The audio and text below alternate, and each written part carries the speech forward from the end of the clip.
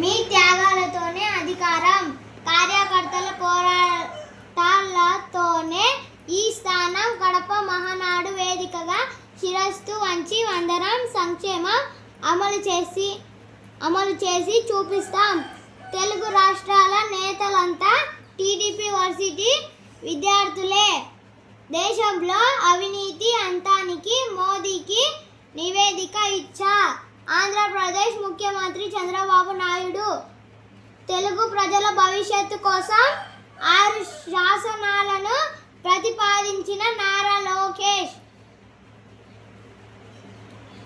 పటేల్ మాట వినుంటే ఉగ్రదాడులు జరిగేవి కాదు. పీఓకేను స్వాధీనం చేసుకోవాలని చెప్పిన నాటి పాలకులు పట్టించుకోలే. 1947లో దేశ విభజన నిర్ణయంతోనే పాక్ ఉగ్రవాద పరంపర మొదలైంది. అది 75 ఏళ్లుగా కొనసాగుతూనే ఉంది. పాక్ తీరు మారకపోతే తగిన బదులిస్తాం. గుజరాత్లో ప్రధాని మోదీ వ్యాఖ్యలు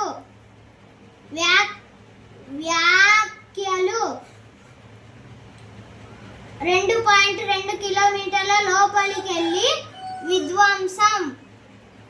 పాక్ ఆర్మీ పోస్టుల ఉగ్రవాద శిబిరాలు ధ్వంసం. ఆపరేషన్ సింధూర్లో సరిహద్దు దాటి దాడులు. పారిపోయిన పాక్ రేంజర్లు. బీఎస్ఎఫ్ వెల్లడి. నేడు రేపు అతి భారీ వర్షాలు. Orange alert. బంగాళాఖాతంలో అల్పపీడనం. ఆ ప్రభావం రాష్ట్రంపై ఉండదు. వాతావరణ శాఖ మహబూబ్ నగర్కు విస్తరించిన నైరుతి. తెలంగాణ వ్యాప్తంగా పలు జిల్లాల్లో భారీ వర్షం. హైదరాబాద్లో జోరువాన స్తంభించిన ట్రాఫిక్. లోతట్టు ప్రాంతాలు జలమయం.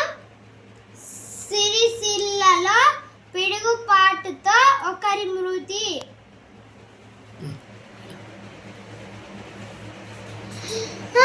మందకృష్ణకు పద్మశ్రీ. కేఎల్ కృష్ణ, వదిరాజ్, రాఘవేంద్రాచార్యకు కూడా రాష్ట్రపతి ద్రౌపది ముర్ము చేతుల మీదుగా ప్రధాన పద్మభూషణ్ స్వీకరించిన సినీ నటి శోభన. మొత్తం 68 మందికి పద్మ పురస్కారాల అందజేత. రాష్ట్రపతి ముర్ము చేతుల మీదుగా award అందుకుంటున్న Mandakrishna.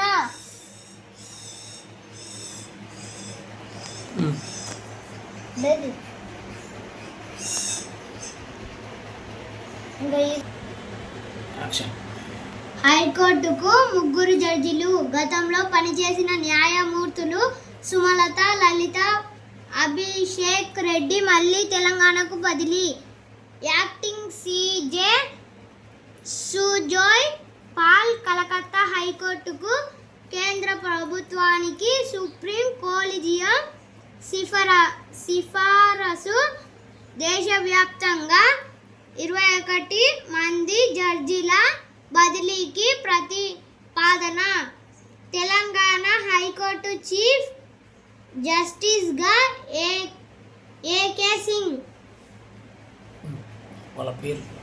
Justice Sumalatha, justice Abhishek Reddy, justice Lalitha. మాకు జరిగినట్లు ఇంకా ఎవరికి జరగొద్దని మనస్ఫూర్తిగా దేవుని కోరుకుంటున్నాను. ఇంతటితో వార్తలు సమాప్తం. ముగిస్తున్నా. నచ్చితే లైక్ చేయండి, లేకపోతే షేర్ చేయండి, అది సబ్స్క్రైబ్ చేయండి, నచ్చకపోతే కామెంట్ చేయండి.